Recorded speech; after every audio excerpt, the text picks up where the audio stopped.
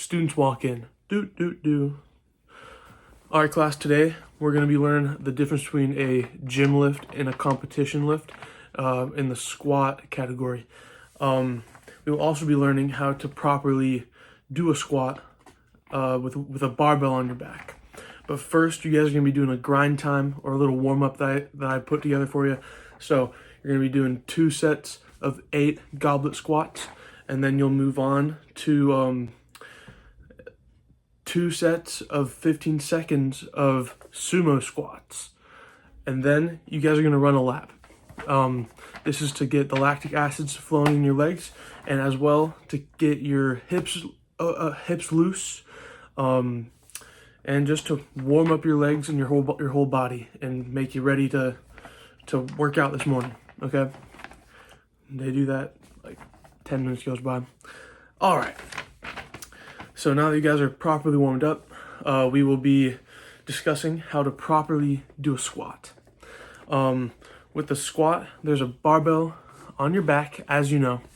And first, check the weight. If you didn't put it on, and someone else did, don't trust them. They could have put them on wrong or put them on unevenly. So just always better to be safe than sorry. Then once you're actually under the bar and you have the right weight on and you're ready to lift, you get under the bar, get your hands right, make sure it's firm on your back, lift it up, and then back up, okay? You want to take 3 steps. One step is to bring it back, one other step is to match that foot, and then the third step is to kind of balance yourself out, I guess. I'll show you an example after I'm done explaining. So yeah, first step, you want to walk out and then brace. What you're going to try to do, you're going to try to flex your core and really, you want to breathe in, right? You want to like push your belly out into the belt that you're wearing, okay? Like your lifting belt, you want to embrace your stomach, like you're about to get punched in the stomach, okay?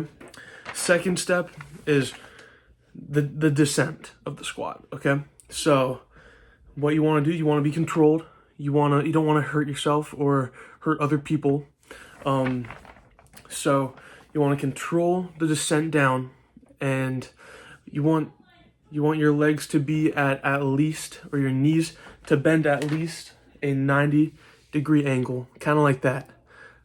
So you'll be up like this, and then you'll squat down. That's the minimum. You don't want to be above that, because that's when the rep doesn't count, okay? That one just does not count unless you're training with some wackos that don't care about the rules. You can go deeper. If you can go deeper, always go deeper. It's just some people have tighter hips and aren't as flexible as others, so they clearly they're not able to go down like that. If you can't make a 90-degree angle, there's a problem, and you'll go see the trainer. Anyways, when you're on the descent, you want to get as far down as you can go, and then you'll kind of just hit your maximum depth, and then you want to instantly spring up, like use your best, what am I trying to say here? You want to try to, right when you hit the deepest part of your squat, you want to start to spring up. And that's just, you can think of it many ways, just pushing the earth down. I've heard that one. There's also like just squatting. I mean, just getting the weight up. What I do sometimes is when I have the bar on my back like that, I kind of push it up with my arms, and that helps me get it up. But it's the most important thing is to get depth, okay? And then while you're pushing up, you want to have a proud chest.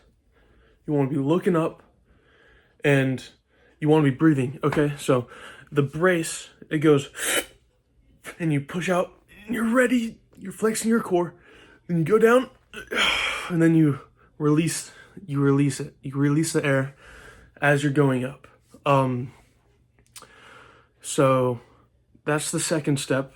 As you're going up, you want to control the weight as much as possible. You want to have a proud chest, and then once you're up, take a second, and compose yourself, then re-rack the weight.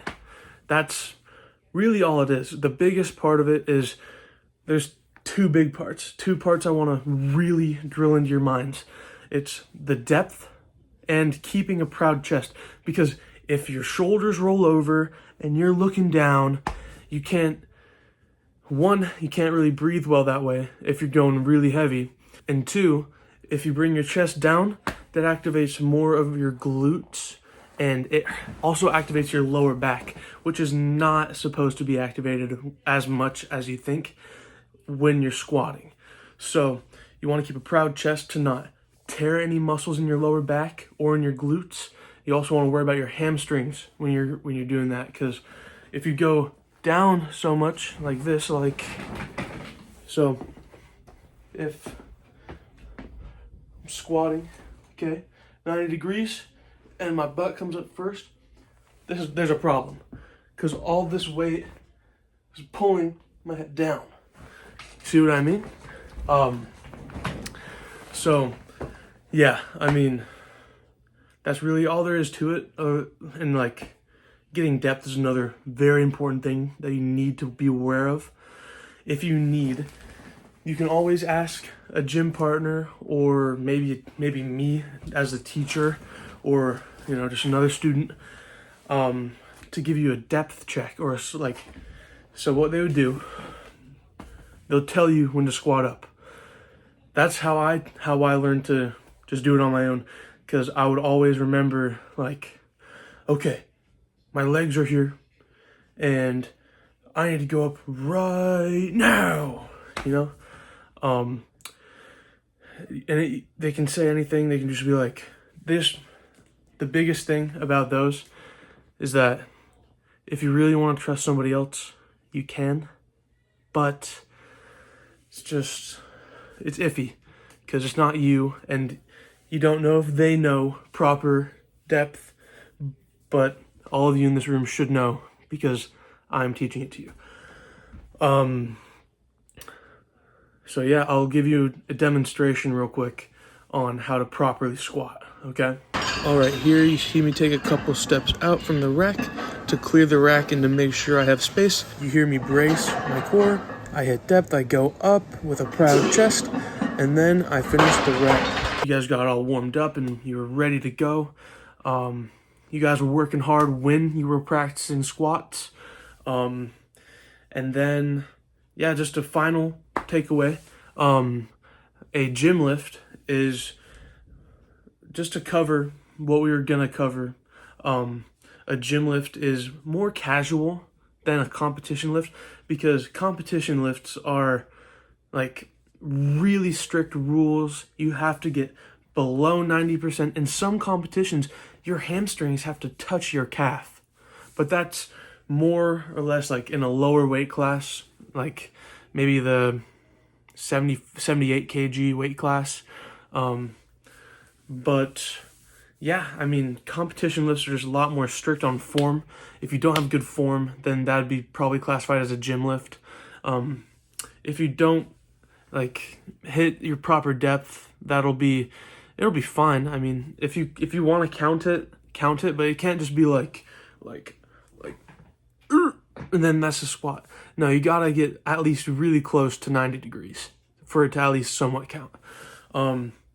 But gym lifts are just a lot more casual, because just looser rules. I mean, you could probably with buddies or friends. It's really just a lot more casual. That's really all there is to it. But yeah, I hope you guys had a great class. I hope you have a great rest of your day. I'll see you guys at practice tonight, those football players in the room.